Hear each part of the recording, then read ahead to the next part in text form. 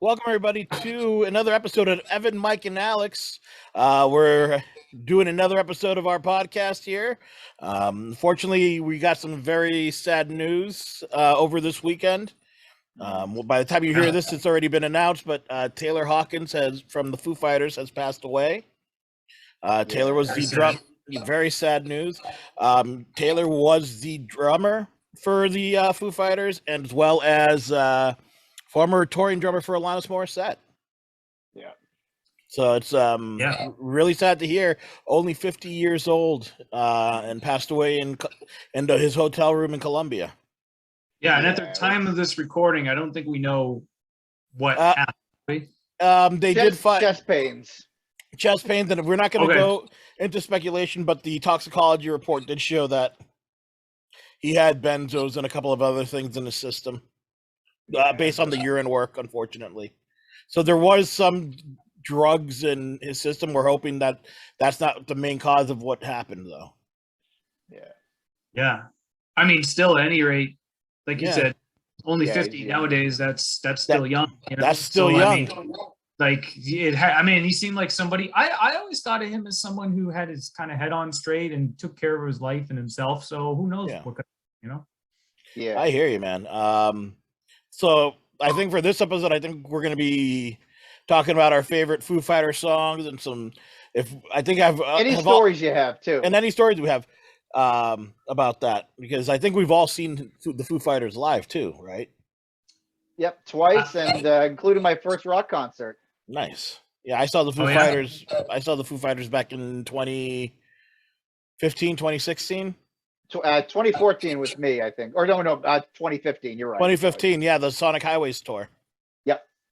At Fenway. I haven't actually seen them, but they're always on my list, you know. So or whatever, I'll definitely see them. But So my first rock concert. I mean, like rock concert that you don't go with your parents, that you actually kind of go and rock out to music you want to listen to. It was in 1997 in Fitchburg at the Wallace Civic Center on their Color and the Shape tour. So Taylor Hawkins had just recently joined the band. They played with a Canadian band called Treble Charger, as well as Talk Show, which was Stone Temple Pilots, with the exception of without Scott Weiland. Yeah. So, that was a great concert. They started with a drum duel between Dave Grohl and Taylor Hawkins, and just a lot of energy that you'd only get in those kind of club shows. And it's a hell of a way to introduce me to going to see live rock concerts, as well as. Is that the Civic Center? The same place Nirvana played at too? It is, and Alice in Chains. And Smashing Pumpkins, all the late 90s. Marilyn Manson, Rage Against the Machine. A lot of good bands have gone to Fitchburg. Yeah. In the past, but hopefully in the future. Yeah. There's hope. Yeah. Right. I never got a chance to see them. They were always on my list as some band that I wanted to see. So I hear nothing but like good like rock long concerts from them. Good energy. Yep. And, they play almost 3 hours straight. So yeah. And also keep in mind, this was the tour that Dave Grohl broke his foot beforehand.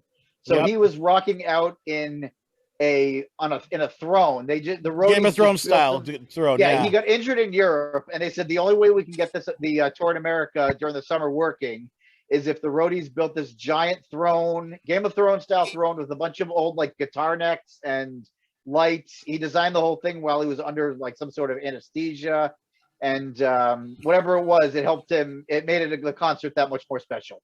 Yeah. And actually, funny story. When Axl got injured, Dave Grohl lent him his throne so that GNR could finish their tour. So I think there was like third. There was a third band as well that borrowed that throne. Yeah, so that throne's going places. That's the injury-prone throne. Yeah. Sent around. Yeah. So it's funny. So like Evan was mentioning, the only time I've seen the Foo Fighters was with him and it was actually my niece's first rock concert. So I went with my sister-in-law, my niece, and Evan to Fenway Park in Boston and saw the Foo Fighters. Had to deal with the Mighty Mighty Boss Tones. Oh, I like the Boss Tones.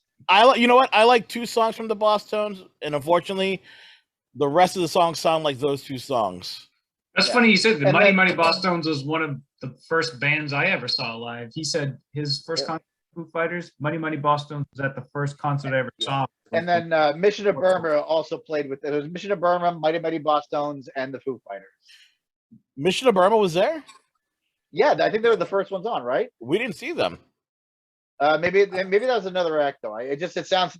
I'm pretty sure that Mission to Burma was factored in it somehow. They might have been there, but I didn't see that. I don't remember seeing them. I remember seeing the Boss Tones and going, "Hey, when are they going to play Rascal King?"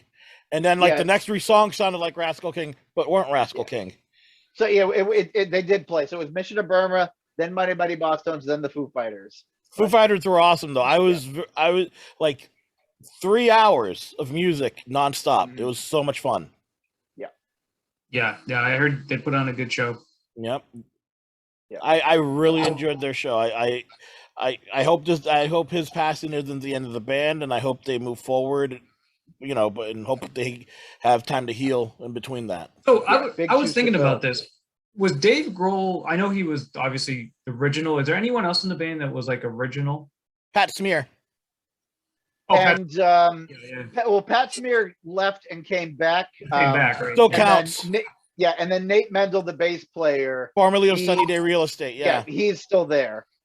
So I guess, and the tricky thing about this, the original members, is that he recorded the first album by himself. Mhm.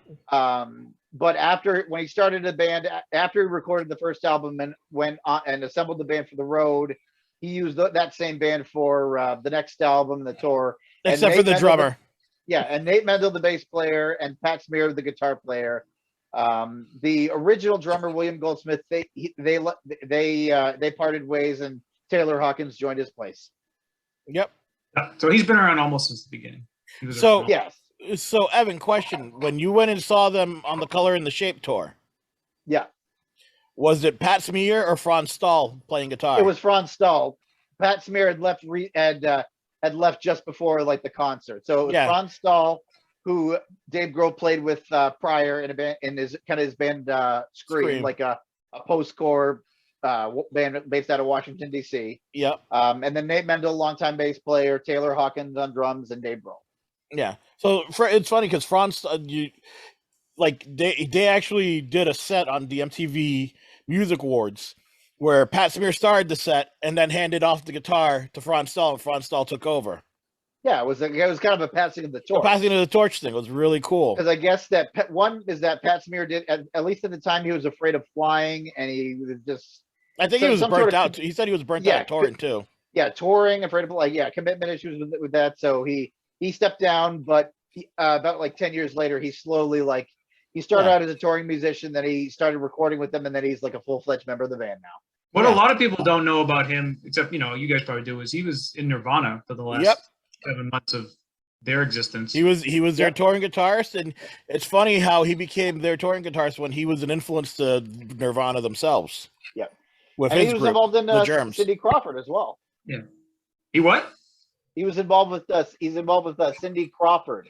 How? He was. Weren't they? Were they married at Nice. some point, or boyfriend, girlfriend, or wife, or Nope. husband? Really? I thought. We gonna fact check that? I mean, hey, good for him. Yep. Yep. Yeah, we're fact checking that right now because I smell Yep. bullshit. No, it was just. It was just on TMZ. Yeah, maybe let me just check. Because it would have. Well, it is very 90s. Okay, so right now he's not. If he was, he's not anymore. Right now he's just married and has one child. I thought he was. I thought he maybe I'm. All right, never mind. I'm probably thinking of somebody else. So what I think you're talking about is because I guess him and Cindy Crawford are close friends and hosted certain segments for MTV, like with that fashion show that Cindy had. You're right. You're and right. the music awards, yeah. So You're right. Oh, House of Style, yeah. Close Close enough. Might as well have been. enough. That's like All right. Daisy Fuentes dating Kurt Loder. No, I'm just kidding. Daisy Fuentes was with Luis Miguel for a while. Did not. Latin artist who famous for his ballads. Go. All right, Interesting. back on the. We're food going to topic. change our podcast into a gossip of dating. We're revamping. No, we're better off talking about Foo Fighters than. Let's just get back to Foo Fighters, guys. Especially because we've gotten everything wrong so far on the dating side. So. I'm married, so. I like how you shifted your ring to the middle finger there for that. No. It's the ring finger. It's that. See, ring finger. Awesome. Let's go around and share some of our favorite Foo Fighters songs. There's a lot to choose from. Yeah, there is. I'd have to I could go on favorite one from each album, favorite album. Those are for me. Everyone's always been up there. That's one that I've always liked. For me, if I had to narrow it down to top 5, yeah, it'd probably be "I Should Have Known" off of "Burning Light," "Monkey Wrench" off the "Color and the Shape," "All My Life" off of "One by One." Yeah. Then probably Alex, did we lose you? I'm still here. No. Yeah. There was a little delay there. Yeah, there was a little bit of a delay. There was a little internet. Welcome to the world of the internet, folks. There's always going to be a hiccup. Your top 5 went to just number 1, I think. Yeah. So it's So I'll repeat myself. That's fine. Yeah. So number 1 was "I Should Have Known" off of Burning Lights or Burning Bright. Wasting Light. Wasting Light. Yeah. See, that it wasn't the Sonic Highway store for me. So. But "Monkey Wrench" off the "Color and the Shape," "All My Life" off of "One by One." It's a good one. I like that one. "Low" off of Actually, my favorite album from them is probably "One by One" because it had "Low," "Tired of You," and one and "All My Life." Those are really great songs. And then I really enjoyed why is my mind blanking? Too much Foo Fighters. Best of You from Indian Honor. I was thinking of that one. It's a great song when Prince is singing it on a halftime show. So, yeah, no, that's a good one. I also back in the day, 90s Foo Fighters. I always liked Monkey Wrench. That was a good one. Monkey Wrench was great. Monkey Wrench was great. Did Grohl, didn't they do an album I heard him, believe it or not, I heard him and Taylor Hawkins on, I think it was either Good Morning Football, it was on the NFL Network. We're talking about their album that came out probably a year or two ago. So Minutes to Midnight. Yeah, it came out 2021, actually about a year ago. Minutes to Midnight. He was saying that album was supposed to be a style of music they never done before, which was kind of dance music or disco dance music. And actually, I gotta correct myself. Medicine at Midnight. Minutes to Midnight's Linkin Park. Yep. Medicine at Midnight. It's a little more dance rockish, but it's still signature Foo. And they also did a Bee Gees tribute album called the DGs, and they just this past Friday, right before Taylor Hawkins passed, they released a metal album. Yep, based on their movie that came out, Hotel 666 or something like that. Studio 666. I haven't got a chance to see it yet. Oh, the horror movie? The horror comedy, yeah. Comedy, yeah. Yeah. Mm-hmm. Check that out. There you go. I mean, there's a lot of good Foo Fighters songs. I think they're probably one of the best bands of the last 25 years. Would you say? Yeah, I would say so. If I had to pick 5 songs, it's tough. Times Like These, it's a song that works really well as either a heavy rock song or an acoustic ballad. And the first time I heard that, I'm like, yep, this is it. And every couple of years or so, it kind of when some kind of world event happens that needs coming together, that's always a song that people turn to for it. So Times Like These is probably my number 1. It's a good song. There's so many of them, and I like some of the deeper cuts too. A couple of the deep cuts that I like is Aurora off of There's Nothing Left to Lose. A320, which is off of the Godzilla soundtrack. They do it the song with like an orchestra. It's probably one of their least accessible songs, but it's crazy. I just it's like it's hard for me to describe, but it's just a really powerful song. Yeah. And basically it's about being like about flying. Similar to Learn to Fly, but it's they I'm not even sure. No, they played it live, but maybe only once or twice. So times like these, A320, Walking After You off The Color and the Shape, Making a Fire off of their most recent album, Medicine at Midnight. And oh god, there's so many of them. There's I so love many. I love the In Your Honor album, especially the first of the two CDs. So something off of that one.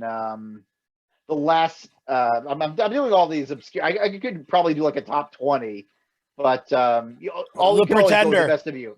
The Pretender. You can always go with the best of you. So. Yeah, and also the Pretender from. I'll probably have to do like Grace. I'll make like a top 20 or so, and I'll still have trouble because there's so many good songs, so many good albums of theirs. There's always something I like on each album, but one of their songs I liked off the album that Learn to Fly was on. I forget the name of that album. There's Nothing Left to Lose. That's a great one. Yeah. That had that's when I checked actors on it. You remember that one? Yeah, Stacked Actors. Yeah, it's the first song. I thought that was a good song for that time. Yeah, You see, I checked out around that time. After The Color and the Shape, they started getting a little too poppy and too funny, haha funny for me. Well, I like their funny music videos. That's the thing. Yeah, I like the Big Me video. Oh no, Big Me was great. But like learning to fly and all those songs on that album and going forward, it took me a few years to go back and say, okay, this is good music, just because they went such a shift from Color and the Shape, in my opinion. And it wasn't until like I heard All My Life with that little riff and kind of the kick in the ass that Josh Homme from Queens of the Stone Age kind of gave Dave Grohl, saying, hey, you guys are a rock band, play some rock music. One of the things I love that they did, though, I like that Dave Grohl, it was probably by design. Their music videos were always entertaining and funny. I think Nirvana stuff, which was more probably I think that I like that Dave Grohl went really light. Yeah, he went very tongue in cheek and ha, but it was just, for me, it was like too much. Yeah. And honestly, There's Nothing Left to Lose, they didn't really release them as singles, but there are some pretty heavy rock songs, like as Mike mentioned, Stacked Actors or Stacked Actors, however you pronounce it.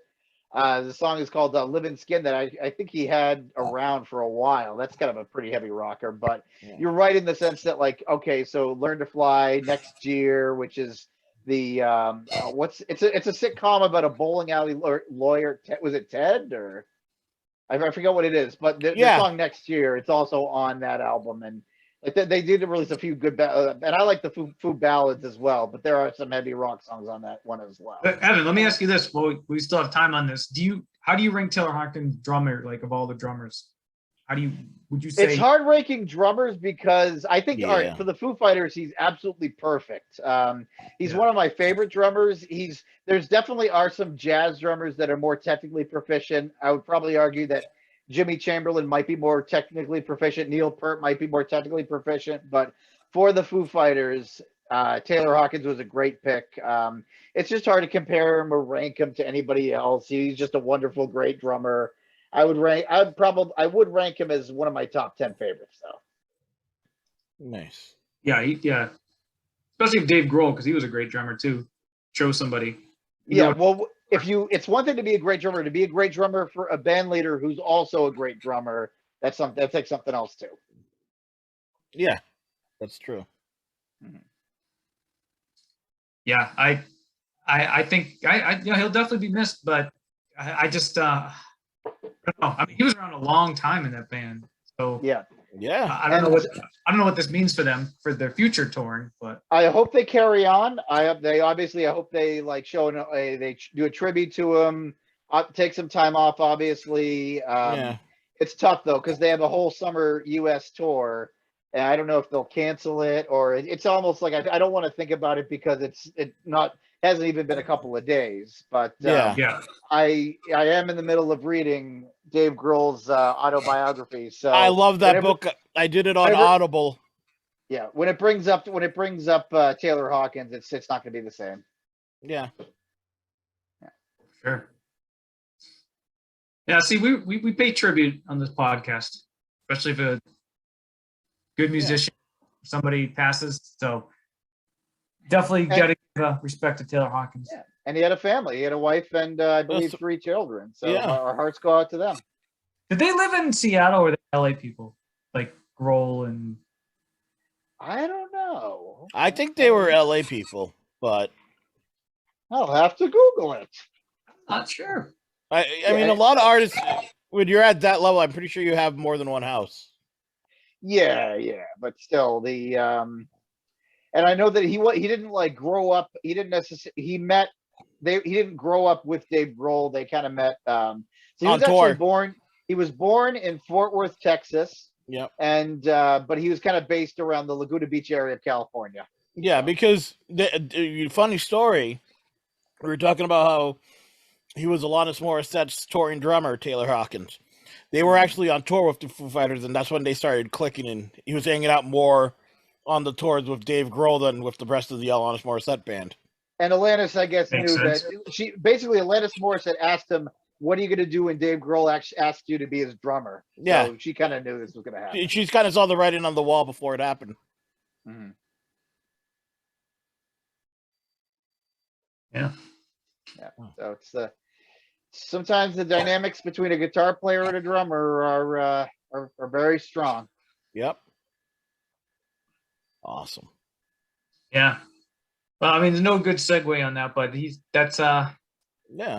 can we get music on this podcast, Evan? Or is that can't put Foo Fighters to end this? It'll probably be We'll get flagged. Yeah, We'll we'll get get flagged flagged. if we do it. Yeah, We it'll can't probably be start- flagged. Can't be episode 2 getting flagged. Yeah. No, can't have that, Mike. All right, so that's it for this episode. Sending out love and healing to the Hawkins family and to the rest of the Foo Fighters. Losing somebody like that is never easy, especially at No. that age. So young. But yeah, so kind of trying to brighten it up for us and that everybody sneak peek. I would say we might be seeing somebody soon that we're going to be talking about a We concert. will be seeing somebody soon. We're gonna meet somebody real soon. Yeah. And we're going to be So- talking about him on this podcast. Yes. I'm not giving any spoilers, but I think this artist Do has some influenced research us on all. us and you'll figure it out. Yeah, and I Yeah. think this artist has influenced us all in one way or another. Yeah. It's actually the conversation that myself and Evan had about one of his albums that led to me and Evan forming a band. Mm-hmm. So, Go back to previous episodes to find that. so stay tuned, folks. We got a bunch of episodes coming your way. Yeah, it'll be fun. All right. So for Evan and Mike, this is Alex signing off. Bye, guys.